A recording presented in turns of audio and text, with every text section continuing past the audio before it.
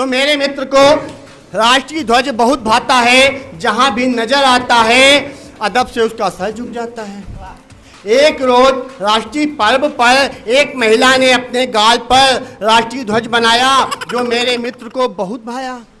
फिर क्या था कि मेरे मित्र ने अपनी राष्ट्रभक्ति यूं दिखाई, उसके गाल पर आई लव माई इंडिया कहकर चुम्बन की झड़ी लगाई।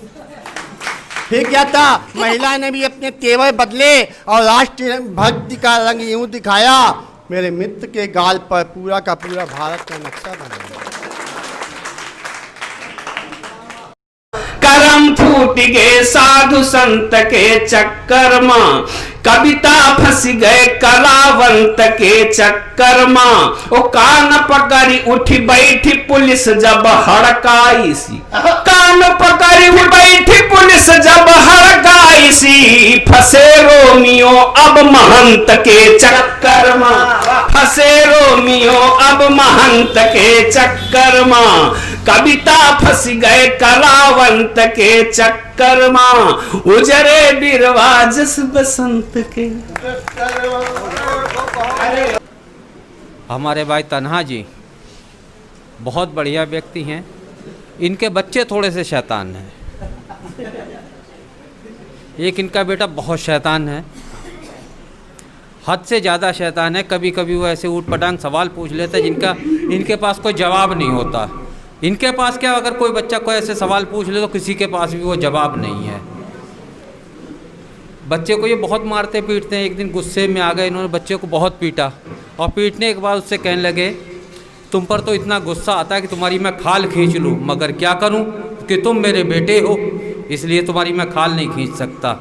चलिए कुछ दिन हो गए, एक दिन बच्चा इनसे पूछने लगा, पापा पापा हमें ये बताओ कि मैं आया कहाँ से। अब तन्हा जी हमारे खामोश, क्या कहें, बड़ा सोचा, बेचारा कवि हैं तो सोच विचार कर लिया। कहने लगे, बेटा कुछ नहीं, एक दिन हमने एक मटकी ली, उसमें थोड़ी सी मिट्टी डाली, कुछ दिन बाद उसमें से निकाला, तुम निकल आए। चलो भाई, बच्चा बड़ा होशियार था, समझदार था, कोई शरारती था ही था वो तो। कुछ दिन बाद उसने भी एक मटकी ली, मिट्टी डाली, कुछ समय बरसात हो गई।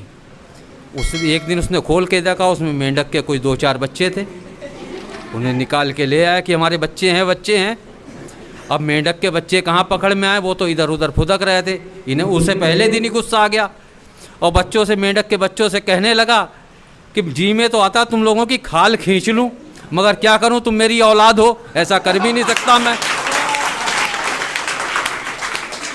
अच्छा सा पूजा घर बनवाया था। ईश्वर करे जितने लोग यहाँ बैठे हुए हैं सबके पूजा घर उतना सुंदर सा बने। रामचंद्र जी, सीता, लक्ष्मण के चित्र लगे थे उसमें, उसके ऊपर एक नेताजी का चित्र लगा था। तो हमने पूछा कि रामचंद्र जी, सीता, लक्ष्मण के चित्र के ऊपर आपने नेताजी का चित्र लगा दिया, ये काहे लगाया? बोले आप नहीं जानते अग्निहोत्री जी, नंगा भगवान से बड़ा होता है।